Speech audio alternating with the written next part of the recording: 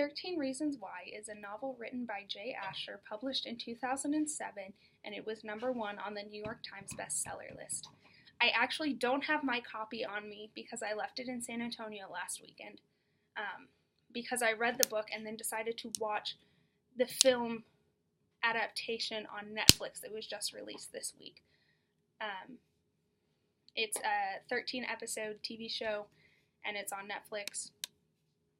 And so I read it and then watched that. Before getting into my thoughts on the book, though, I think it's important to look at the character list and the plot lines. And the plot gets kind of complicated because of the sheer amount of characters in it, but it boils down to this. Hannah Baker has committed suicide. Instead of a note, she left 13 reasons why she killed herself on cassette tapes, hence the title of the book.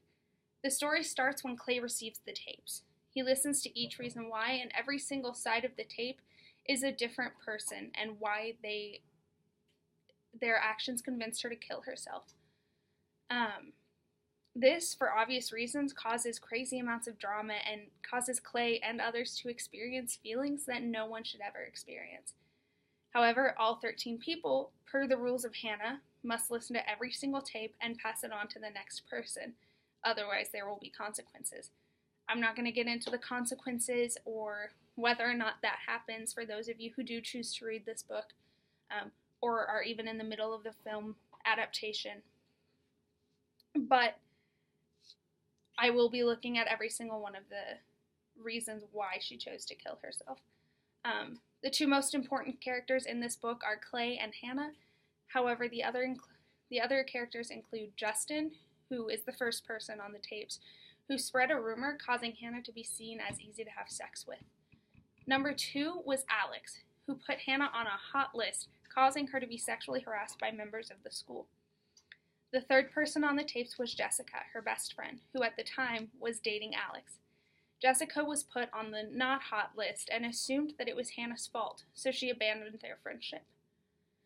Number 4 was Tyler, who stalked Hannah and took pictures of Hannah while she was in her bedroom. Number 5 was Courtney, who kissed Hannah in her bedroom, and Tyler, the stalker, took pictures and sent them out to the school. Courtney then spread a rumor that it wasn't actually her in the photos, but that Hannah was a lesbian, and once again, easy to have sex with. Number 6 was Marcus, who, under the impression that Hannah was easy, came onto her with only the intentions of having sex.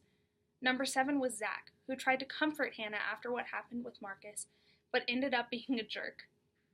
Number 8 was Ryan, who published a personal poem that Hannah had written about her life.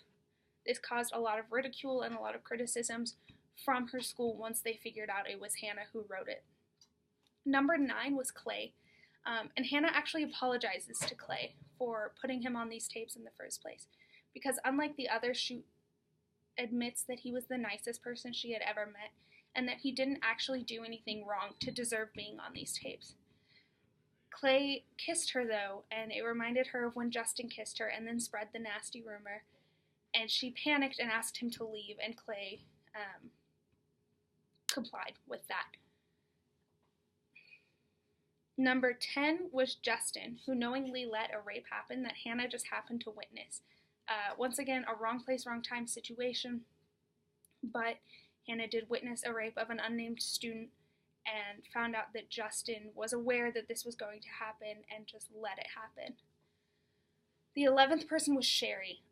Sherry caused a car crash that killed one of their other classmates and didn't tell the police that it was her fault. Number 12 was Bryce, who ended up raping Jessica and Hannah on 2 separate occasions. The last person was Mr. Porter, the school counselor, and she put him on the tapes because she had recorded a conversation she had with him where she expressed a desire to kill herself. And Mr. Porter, not sure what to say, said, "If you're not willing to press charges against Bryce for raping you, then you should just move on with your life." This book swept the nation when I was younger, and it still seems to be really popular today, which is why I read it, especially with the TV adaptation coming out. I was actually not allowed to read this book when it came out initially because my mother thought it was inappropriate, and I would agree with that statement. because the lesson that's supposed to be taken away is that you need to treat people kindly because your actions may affect them in a way that you don't intend or a way that you don't foresee. And this message sort of gets across. In fact, a quote from the book says, "You don't know what goes on in anyone's life but your own. And when you mess with one part of a person's life, you're not just messing with that part." Unfortunately, you can't be that precise and selective. When you mess with one part of a person's life, you're messing with their entire life. Everything affects everything. And I get that. I get why this novel was published, but I wouldn't recommend the novel or the TV show to anyone. I think in a lot of ways it missed the mark on what it was trying to do. It was extremely graphic and gave off the impression that it was romanticizing suicide and self-harm. In addition to this, when someone commits suicide, one of the effects is that everyone they knew wonders what they could have or should have done differently. And the idea that someone could send out tapes to their acquaintances or their friends saying, you are the reason I killed myself, makes me sick to my stomach. While I think there is a lesson to be taken away from this story, I think it would be dangerous to put it in the hands of any young adult because it's possible they're struggling with depression or anxiety or sexual assault or any number of other topics discussed in this book, and I really don't see it helping them cope with those feelings. I personally don't believe in book banning, so I don't think it should be banned, but I would highly discourage any teenager from picking it up or watching the TV show, and I would highly discourage parents from giving this book to their teenagers.